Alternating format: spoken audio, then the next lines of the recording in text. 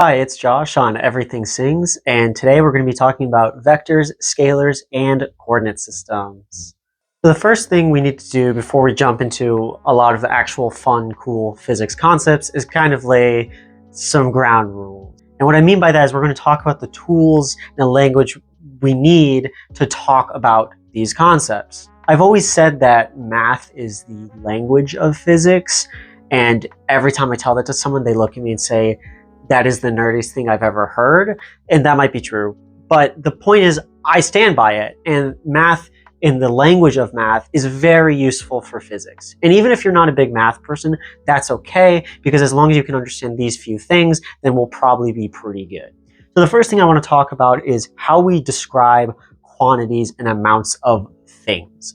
And so when we're looking at just simply the amount of something, so in this case, let's say I have 5 dots, that's just an amount. There's nothing else to it. There's simply 5 dots. That's all there is to say. And so we describe that as what we say a scalar is. It's a scalar because it's just an amount. There's nothing else to it. This is also sometimes known as something having a magnitude or the magnitude of something. You might have heard that word before, and it's again just saying this is how much there is.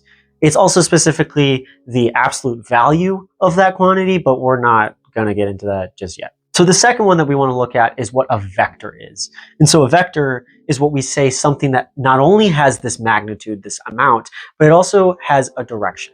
And that's really, really, really, really important because the direction is going to tell us a lot about what this thing actually is.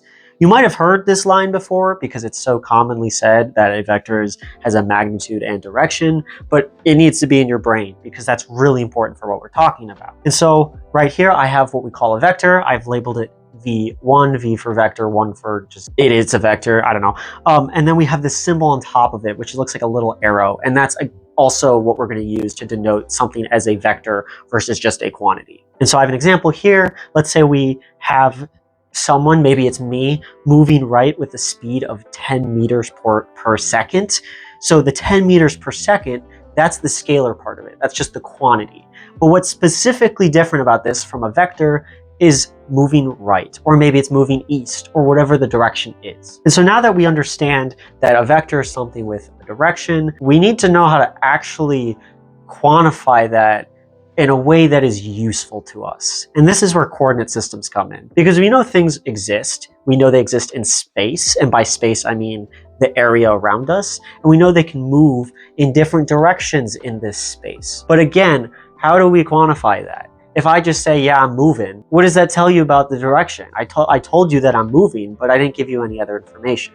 So this is where a coordinate system comes in. So I have a vector here that I've labeled R, the R vector. R is a lot of times used as the position vector. That's what I will be using a lot.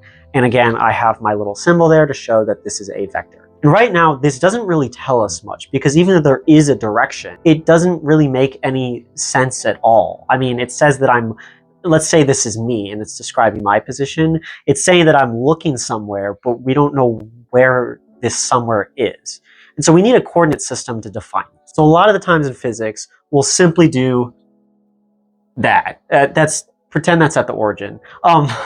But you've seen this in math a lot. This is all we're saying is just, hey, this is the x-axis, this is the y-axis, and this is about the origin. So now this makes a lot more sense because if we know where the origin is, which we usually say 0, 0, we now understand better where I'm looking. It's relative to something else. This thing is in this position relative to the origin. And that helps us define what the space is that we're looking at. And that's going to be really important when solving